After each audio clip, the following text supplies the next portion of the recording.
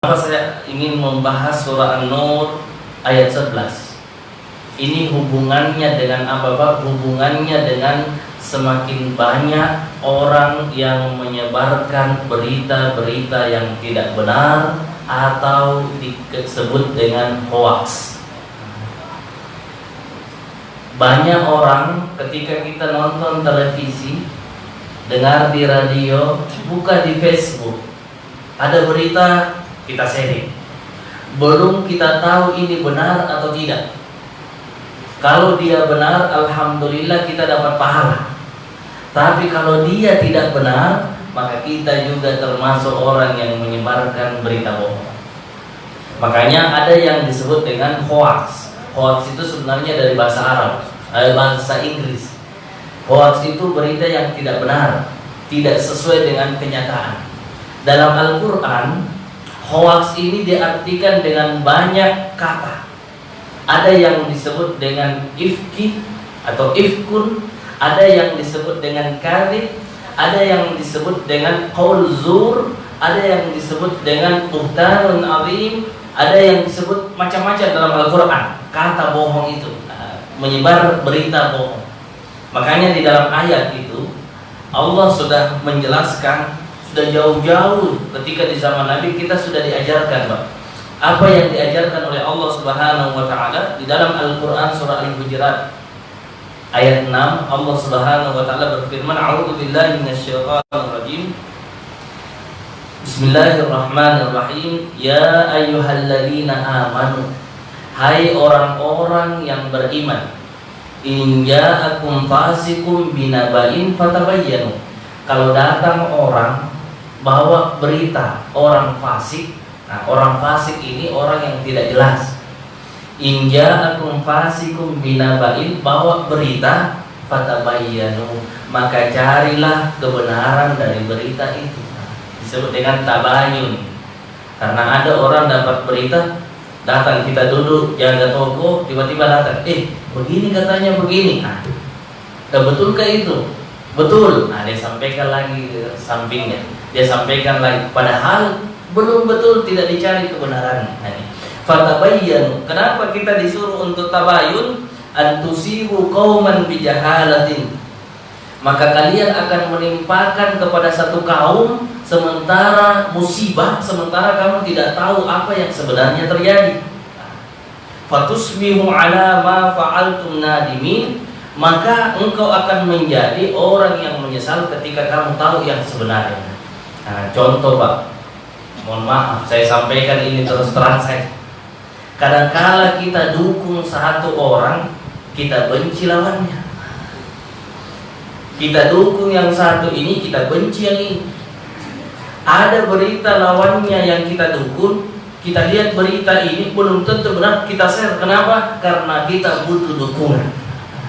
Mohon maaf, saya sampaikan saja terus terang. Kenapa? Karena ini banyak terjadi di media sosial. Orang belum tahu kebenaran, dia sudah share kepada orang lain lihat, baca, dia share lagi kepada orang lain. Kalau dia tidak benar, maka kitalah yang menyebarkan berita itu. Itu. Jadi sengaja saya sampaikan supaya kita semakin hati-hati saja. Apakah di zaman Nabi, ini kita cerita, Pak. Di zaman Nabi adakah juga hoax? Ada, Pak. Ini yang ingin saya sampaikan. Di zaman Nabi dulu ada hoax. Hoaxnya itu besar sekali masalahnya, sampai Nabi saja sendiri hampir termakan dengan hoax. Kisahnya itu tentang istrinya Nabi bernama Aisyah radhiyallahu anha. Itulah yang kemudian menjadi sebab turunnya surah An-Nur ayat 11 yang dikenal dengan hadithul ifki. Anda tahu mungkin apakah ada ustadz yang pernah bahas ini? Kisahnya istrinya Nabi bernama Aisyah. Kenapa istrinya Nabi ini? Ketika itu saya cerita, Pak, sesuai dengan dalam kitab Tafsir Al-Quran Al-Azim yang dikarang oleh Imam Ibnu Katsir. Suatu ketika, karena Nabi itu berapa istrinya Nabi, Pak? Ada yang tahu? Istrinya Nabi ada yang mengatakan 9, ada yang mengatakan 11. Setiap Nabi mau pergi perang, Dia undi, ketawa ibu-ibu. Nah, Ustaz, tidak usah dibahas berapa banyak istrinya. Dia undi, siapa yang keluar namanya istrinya ikut. Ketika diundi itu yang keluar namanya Aisyah radhiyallahu anha. Ini terjadi disebut dengan perang Bani Mustalik. Jadi Aisyah ikut dalam peperangan ketika di Madinah. Maka ikutlah Aisyah, disebutkan dalam hadis, Aisyah mengatakan, namaku yang keluar maka saya ikut menemani Nabi. Ketika Aisyah ikut menemani Nabi, setelah terjadi peperangan, pulang kembali ke Madinah.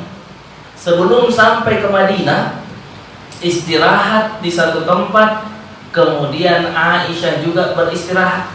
Dia keluar dari kelambunya. Nah itu, dulu di zaman Nabi, istri-istri Nabi itu di dalam kelambu, kemudian digotong, dikasih naik di unta, jadi ada tempatnya kelambu.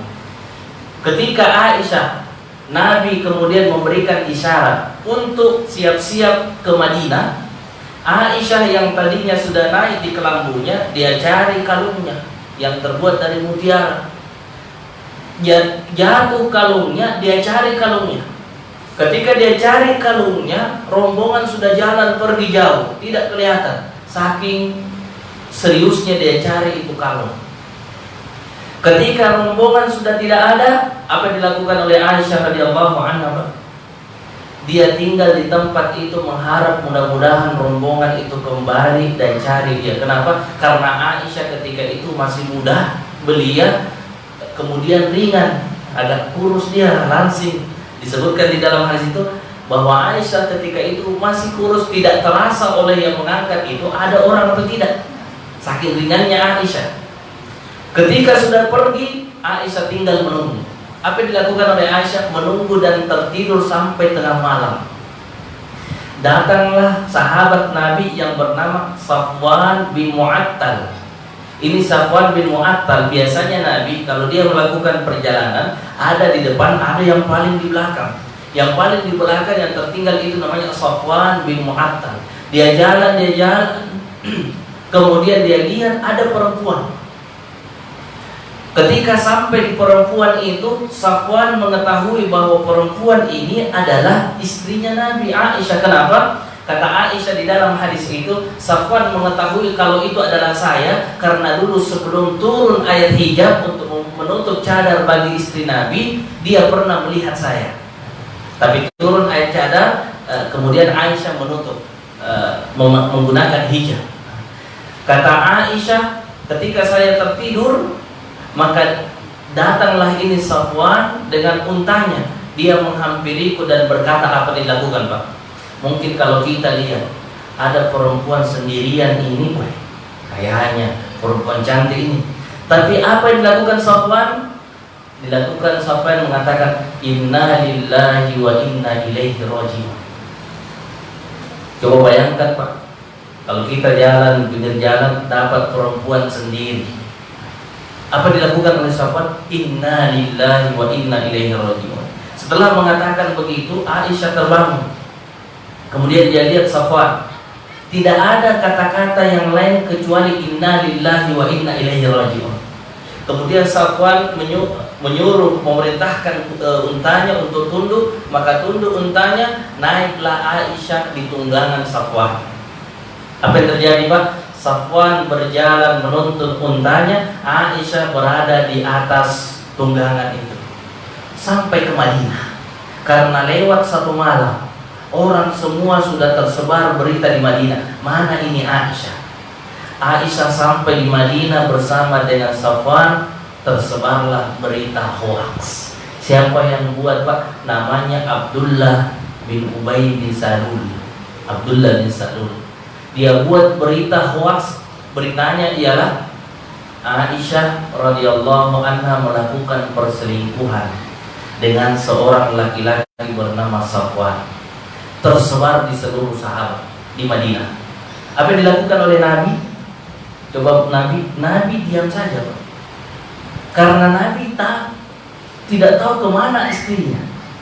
Istrinya tertinggal, Nabi tidak tahu kalau itu Aisyah. Sampai ke rumahnya Nabi, Aisyah sampai di Madinah, dia sakit, akhirnya dia tidur. Apa yang dilakukan oleh Nabi? Nabi tiap hari mengunjungi Aisyah di rumahnya, tanya, bagaimana kabarmu? Kaifa haluki? Ditanya, bagaimana kabarmu? Sakit dia. Tapi apa yang dilakukan oleh Nabi? Kata Aisyah, Pak, bayangkan. Ini naluri bahwa Nabi itu manusia. Apa kata Aisyah? Ketika saya sakit, saya bisa merasakan bahwa Rasulullah pun merasakan bahwa berita yang tersebar itu mengganggu rumah tangga saya. Hubungan cintanya Nabi, kasih sayangnya Nabi, perhatiannya Nabi pun semakin berkurang karena tersebar berita hoax. Ini bayangkan Pak, kalau kita tidak melakukan apa-apa, dituduh berselingkuh. Padahal tidak kita lakukan perselingkuhan, apa yang terjadi? Ada orang mengatakan tak kalah sudah dituduh selingkuh, pergi selingkuh. Tapi Aisyah tidak. Apa dilakukan Aisyah? Aisyah tinggal di rumahnya menangis berhari-hari sampai 1 bulan menangis terus di rumahnya. Nabi mengunjunginya. Akhirnya Aisyah mengatakan, ya Rasulullah, saya sakit, bolehkah saya pulang ke rumah orang tuaku? Maka pulanglah Aisyah ke rumah orang tuanya Abu Bakar As-Siddiq. Sampai di rumahnya Abu Bakar, agak sehat Aisyah, kemudian dia minta tolong kepada ada namanya Ummu Mistah untuk buang hajat di tempat yang jauh. Aisyah belum tahu kalau tersebar berita bohong, tapi yang dia rasakan Nabi kasih sayangnya semakin berkurang. Jadi rupanya berita itu sampai kepada sebagian sahabat, semuanya banyak yang kemudian percaya bahwa terjadi perselingkuhan. Apa yang terjadi Pak? Ketika bersama dengan Ummu Mistah pergi buang hajat, pulang dari buang hajat, Ummu Mistah kemudian kerudungnya itu tersangkut, dia katakan, celakalah Abu Mistah. Berkatalah Aisyah, mengapa engkau katakan seperti itu, doa yang tidak baik? Kata Ummu Mistah mengatakan, Mistah itu telah menyebarkan berita tersebar di Madinah bahwa engkau telah melakukan perselingkuhan. Barulah Aisyah paham bahwa mengapa Nabi seperti itu. Pulanglah dia di rumah orang tuanya Abu Bakar. Sama dengan kita Pak, kalau ada keluarga kita lagi bertengkar, suami istri, jalan yang terbaik ya pulang ke rumah bapak, kembali kepada orang tua. Begitu yang terjadi ke Aisyah. Dia pulang kepada Abu Bakar. Tiba masanya Nabi mengunjungi Aisyah di rumahnya Abu Bakar As-Siddiq, memberi salam, assalamualaikum warahmatullahi wabarakatuh. Waalaikumsalam, dijawab oleh Aisyah yang lagi berbaring. Kemudian Aisyah duduk. Apa kata Nabi SAW? Perkataannya Nabi, wahai Aisyah, jika engkau telah melakukan dosa besar, maka minta ampunlah kepada Allah, Allah akan mengampunimu. Tapi jika engkau tidak melakukan sesuatu yang dituduhkan oleh masyarakat, maka Allah akan membersihkan tuduhan-tuduhan itu. Ketika dikatakan oleh Nabi seperti itu, Aisyah yang tadinya menangis setiap hari sampai bengkak matanya menangis, berhenti menangis, tidak bisa keluar air matanya karena perkataan Nabi. Kenapa? Seakan-akan Nabi itu berada antara dia percaya atau tidak. Karena dia mengatakan, kalau engkau melakukan dosa besar, bertobatlah kepada Allah. Apa yang terjadi Pak? Aisyah kemudian berkata kepada bapaknya, ya Abi, Aji, jawab apa perkataannya Nabi SAW. Apa kata bapaknya Abu Bakar? Wahai anakku, apa yang harus saya jawab? Saya tidak tahu apa yang terjadi. Bapaknya sendiri juga tidak mampu untuk mendukung anaknya. Nabi mau pertanyakan bagaimana Aisyah. Dia tanya lagi ibunya, Umi, tolong jawab apa yang ditanyakan oleh Nabi SAW. Apa kata ibunya Pak? Apa yang harus saya jawab? Saya tidak tahu apa yang terjadi. Ketika itu Aisyah kemudian mengatakan, kalaupun saya mengatakan bahwa saya tidak melakukan itu dan Allah Maha tahu bahwa saya tidak melakukan itu, pasti kalian tidak akan percaya. Itu kata Aisyah. Yang kedua, kalaupun saya mengaku bahwa saya melakukan dosa besar itu, sementara Allah tahu bahwa saya tidak melakukan dosa besar itu, pasti kalian percaya bahwa saya melakukan. Ini saking pahitnya yang dirasakan oleh Aisyah karena berita hoaks. Apa yang terjadi ketika Aisyah mengatakan begitu? Yang terjadi kemudian Nabi SAW berdiri dalam keadaan tidak ada yang bergerak, turun wahyu. Sehingga air keringatnya Nabi, kita cerita sedikit. Nabi itu ketika turun wahyu berbagai macam bentuknya. Ada yang Nabi ketika turun wahyu berada di atas unta, turun wahyu, unta itu langsung tidur, tidak bisa tahan dengan turunnya wahyu. Nabi dalam keadaan berdiri ketika itu, maka turun wahyu, gemetar badannya, kemudian keringat turun. Terdiam Nabi SAW setelah Aisyah menjawab seperti itu.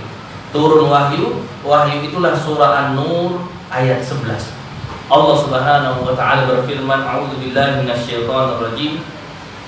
Innal ladzina ja'u bil ifki, sesungguhnya orang-orang yang datang membawa berita bohong itu, usbatum minkum, adalah golongan dari kalian semua itu. Artinya dia bagian dari Nabi, sahabat Nabi, tapi dia orang munafik. La tahsabuhu syarran lakum, janganlah kalian menyangka bahwa itu adalah jelek bagi kalian. Bal huwa khairul lakum, tapi itu baik bagi kalian. Bayangkan, karena ini perkara yang besar.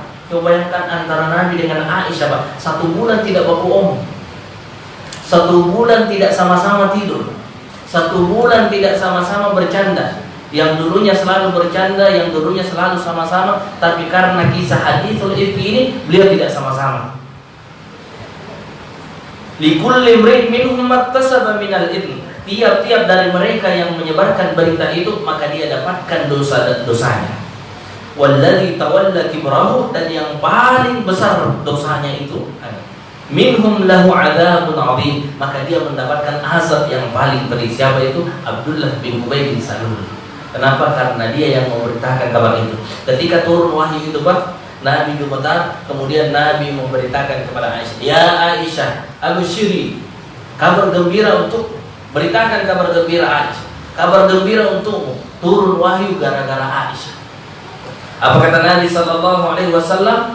Kata Nabi, "Ya Aisyah, Allah telah membersihkanmu dari tuduhan orang-orang munafik, maka beritakanlah kabar gembira." Berkatalah bapaknya Abu Bakar As-Siddiq, "Ya Aisyah, berterima kasihlah, pujilah Allah dan pujilah Rasulullah, berterima kasihlah kepada Nabi." Berkata lagi ibunya Aisyah, "Ya Aisyah, berterima kasihlah kepada Nabi." Apa kata Aisyah, Pak? Mungkin dia agak sedih. Dia katakan, "Saya tidak akan memuji siapapun kecuali hanya kepada Allah Subhanahu wa taala." Kenapa? Karena yang tadinya Nabi mempertanyakan itu. Maka ketika itu kemudian bersihlah perkara-perkara hoaks, Nabi kemudian berdiri dan menyampaikan kepada masyarakat tentang wahyu yang diturunkan kepadanya. Ini saya sampaikan untuk pelajaran bagi kita semua. Mohon maaf, kadang ada masuk di WA. Apa itu di WA masuk? Barang siapa yang memberitakan kabar gembira akan masuknya bulan Rabiul Awal, maka dia begini. Betul, Bu? Barang siapa yang memberitakan ada begini, maka diampuni dosa-dosanya seperti beribadat 70 tahun namanya. Dikirim, biasa sampai ke saya katakan, ini karena tidak pernah belajar. Masuk berita-berita yang bagus, tolong jangan diabaikan. Barang siapa yang mengabaikan ini, maka dia akan menjadi begini dan begini. Bapak, saya sampaikan di sini, tidak usah disebar kalau Bapak belum tahu itu benar atau tidak. Tapi Ustaz, di WA tertulis nanti kita jatuh miskin. Di WA tertulis nanti kita akan celaka. Di WA tertulis nanti kita begini. Tidak usah diabaikan dan jangan percaya. Kalau ada berita begitu, bawa di pengajian. Di sini kan setiap malam minggu ada pengajian. Beritahu Ustaz ada masuk lagi di WA. Apa masuk di WA? Begini. Sampaikan, benar nggak ini hadisnya? Benar nggak ini ada dalam Al-Quran? Benar nggak ini begini-begini? Kenapa Pak? Karena kalau kita sebar padahal itu tidak benar, dosa bagi kita. Ini terus terang banyak muncul seperti ini. Sehingga kalau kadang masuk ke saya sampaikan, mohon maaf, ini tidak benar. Tapi Ustaz, di situ kan ada begini-begini. Apalagi di bawahnya, kirim ke 10 orang. Barang siapa yang mengirim ke 10 orang, maka dia mendapatkan begini-begini. Ini jelas ciri-ciri penipuan itu. Kadangkala tulisannya huruf kapital semua. Yang kedua, kadangkala tidak masuk akal itu beritanya. Orang lakukan begini saja diampuni 70 tahun lamanya. Jadi kalau ada berita-berita yang begitu, ini bukan saja persoalan di Facebook Pak, di kadang tersebar di HP itu. Ada yang kirim, masuk lagi, baca barang siapa, tolong jangan diabaikan, tolong jangan diabaikan. Apalagi di Facebook, like, tolong di like, ada begini-begini. Jadi kisah tentang hadithul ifki kemudian tersebar sampai sekarang. Saya masih ingat Pak, tentang hadithul ifki ini saya pelajari ketika tingkat 2 di Mesir, berbicara tentang kisah bagaimana Nabi bersama istrinya. Jadi jangan katakan bahwa Nabi itu aman-aman saja dengan istrinya. Namanya manusia, ada juga yang duri-duri di antara keluarga itu. Nabi juga punya duri-duri dalam keluarga. Salah satunya kisah hadithul ifki ini, tentang orang yang membuat berita bohong, berita hoax, dan Nabi saja hampir percaya dengan berita itu. Saking Nabi hampir percaya, tidak ada hubungan Nabi dengan Aisyah selama 1 bulan. Jadi selama 1 bulan itu tidak ada kayak orang yang pisah ranjang. Kalau kita musuhan sama istri, tidur di luar, saya di dalam. 1 minggu begitu tanda-tanda. Nabi, bagusnya Aisyah pulang ke rumah bapaknya, pulang ke bapaknya untuk menenangkan diri, menangis di sana tiap hari menangis. Tapi Nabi meminta petunjuk dari Allah Subhanahu wa Ta'ala. Itulah Nabi, maka diturunkanlah wahyu kepadanya berbicara tentang surah An-Nur ayat 11. Nanti Bapak silahkan cari kisah tentang An-Nur ayat 11. Betulkah seperti itu bahwa terjadi hoax di zaman Nabi sallallahu alaihi wasallam?